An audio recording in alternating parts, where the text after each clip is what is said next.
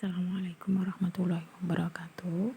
Anak-anak, untuk pelajaran bahasa Jawa kelas 8 meneruskan materi yang kemarin. Kalau kemarin Bu Vita sudah menerangkan tembang macopat, kemudian aturan-aturan tembang macopat utawa pugerane tembang macopat yaiku enek guru gotro, guru lagu, guru wilangan. Kemudian tak terangno juga jenis-jenis tembang macopat enek 11 mulai Mas Kumambang sampai Pucung.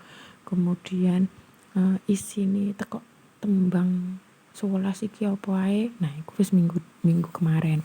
Nah, sing minggu saiki sampean buka halaman 20. Nitingi isi tembang macopat. Nitingi ku goleki isine tembang macopat. Lah tembang macopat iku dirakit saka basa Rinenggo. Biasane basa-basa sing digawe tembang macopat iku gawe basa Rinenggo. Basa apa basa Rinenggo? Basa Rinenggo iku wis Bu Vita terangne semester 1. Basa Rinenggo iku basa sing wis dipacaki utawa sing wis dipaes. Dadi basane iku apik, biasane rada mbulet saithik. Ya, carane piye? Negesi saben tembung. Dadi digoleki ben saben kata iki digoleki tegese apa utawa pengertiane apa, dipreteli sitok-sitok. Ngerakit, lak wis digoleki siji-siji, dirakit maneh, dibalekno neh dadi sitok. Kemudian terus ditulis nganti ngugemi tata tulis atau tandha waca sing bener. Saiki sampean buka halaman 26. Nah, iki contone. Tuladhane. Seyogyanipun putra lan putri. Digoleki sitok-sitok kata per katane. Seyogyanipun ki tegese apa?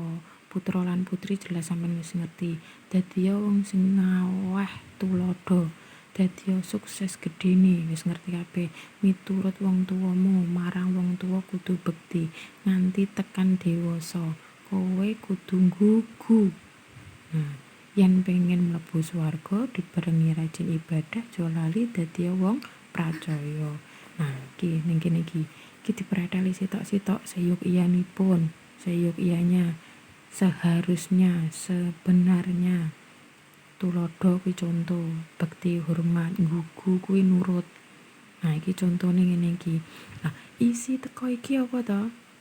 Nah, kan sampean wis ero seharuse putra lan putri dadi wong sing ngaweh tuladha. Nah, isine teko tembang dandang kula iki dadi bocah iku kudu sing iso dadi contoh sing apik. Ya, kudu nurut ning ngone wong tuwane. Nah, miturut wong tuamu kudu bekti. Nanti tekan dewasa kudu nggugu. Masa sampean wis gedhe kudu nggugu utawa manut omongane wong tuwa. Aja lali rajin ibadah ben iso masuk swarga. Iku isine tembang macopat. Iki isi ya, goleki isi. Beda maneh karo engko sampean nitingi pesan moral. Ya, goleki pesan moral. Lah iki goleki isine dipreteli siji-siji. Lah goleki pesan moral kuwi padha kaya goleki nilai yang terkandung dalam tembang macopat iku apa. Nah, contone lah iki mau isine ya. Lah iki mau goleki pesan moral. Iki pesane moral apa? Dadi bocah kudu rajin ibadah, bekti karo wong tuwek. Iku pesan moral. Pesan moral iku mesti sing apik-apik pesene. Gak tau enek pesan moral sing enek golek gawe tembang macopat terus pesene sing elek-elek kudu wani karo wong tuwek gak enek. Mesti pesan moral kuwi sing apik-apik. Contone kudu hormat ning wong tuwa, rajin ibadah, rajin ngaji lan seterusé. Iku mau bedane goleki isi tembang macopat karo goleki pesan moral. Ya, lak sak klebatan meh padha isi karo pesan moral. Bedane lak isi kuwi dijlentrehno siji-siji, digoleki diudal siji-siji, perkata digoleki tegese. Lak pesan moral keseluruhan iki digoleki pesan morale apa sitok sret utawa loro. Wis ya, tugase sampean halaman 17